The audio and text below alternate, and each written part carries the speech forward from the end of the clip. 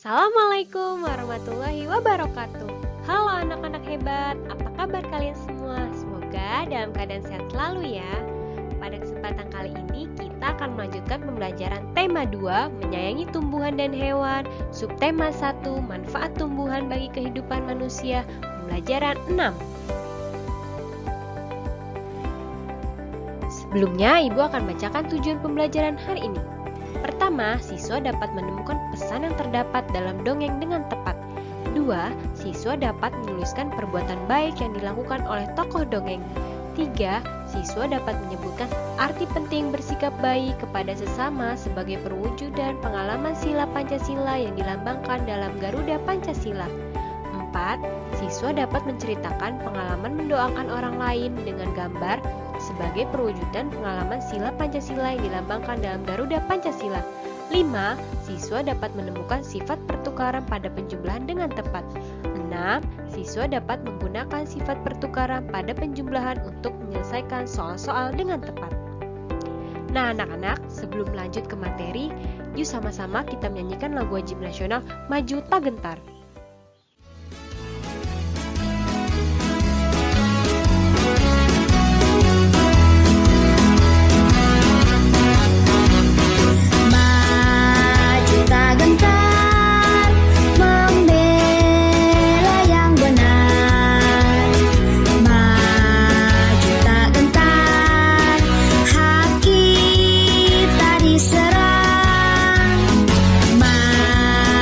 Serentak mengusir penyerang, maju serentak tentu kita menang.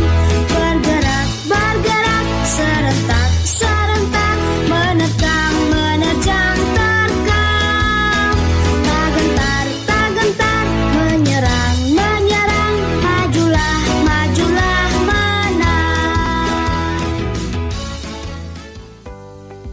Nah anak-anak, dalam lagu Maju Tak Gentar terdapat lirik Maju tak gentar, membela yang benar. Membela yang benar merupakan salah satu bentuk kebaikan kita terhadap sesama manusia. Nah, di sini Dayu senang dengan dongeng yang menceritakan kebaikan. Kali ini Dayu membaca dongeng tentang kebaikan hati seorang petani.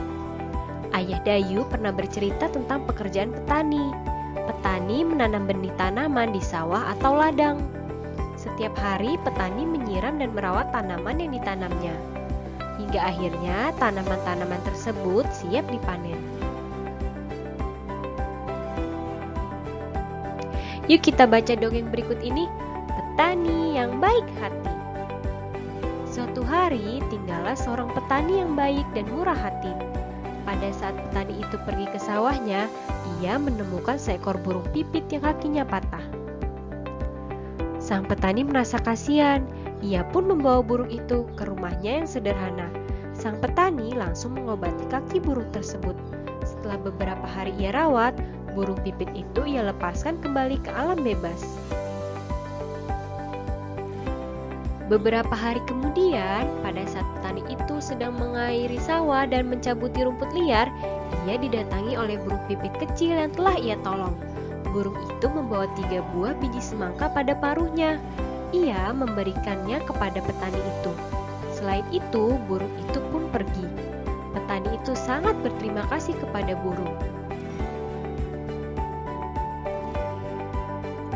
Besoknya, sang petani menanam biji-biji semangka itu di dekat rumahnya. Setelah ia mengurus bibit pohon semangka itu pun tumbuh. Semakin lama pohon itu semakin besar. Akhirnya pohon semangka berbuah. Petani itu sangat senang. Ia mengambil ketiga buah semangka itu. Pada saat ia membelah buah semangka yang pertama, keluarlah beberapa bongkah emas dan berlian yang berkilauan. Petani itu merasa sangat kaget bercampur senang. Lalu ia membelah semangka yang kedua. Ternyata isinya adalah bahan-bahan bangunan. Petani itu merasa sangat bahagia. Lalu ia membelah semangka terakhir. Ternyata keluarlah para pekerja yang siap membangun istana yang megah untuk ia tinggali. Akhirnya karena kebaikan dan ketulusan petani itu, sekarang ia menjadi orang yang sangat kaya raya. Ia selalu membagikan hartanya kepada orang yang kekurangan dan selalu menolong orang yang butuh pertolongannya. Nah anak-anak, pesan yang dapat kita ambil dari dongeng petani yang baik hati adalah perbuatan baik akan dibalas dengan perbuatan yang baik pula.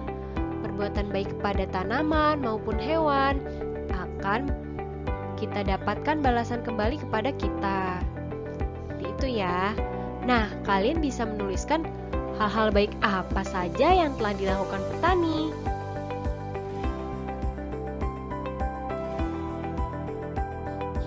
Ayo berlatih. Dayu dan teman-temannya mengunjungi kebun manggis. Kebun manggis itu milik Paman Dayu. Dayu dan Siti membantu memasukkan buah manggis ke dalam karung. Karung Dayu berisi 540 manggis.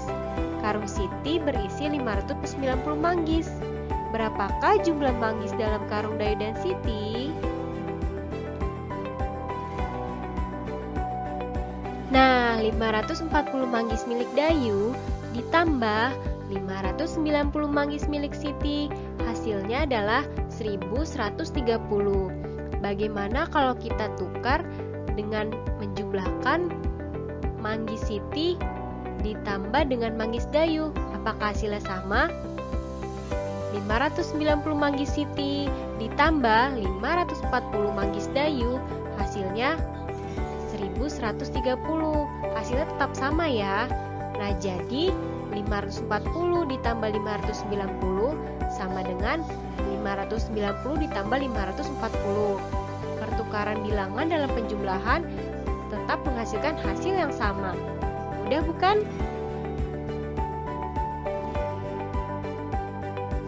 Nah, sekian pembelajaran hari ini. Semoga bermanfaat untuk kita semua. Wassalamualaikum warahmatullahi wabarakatuh.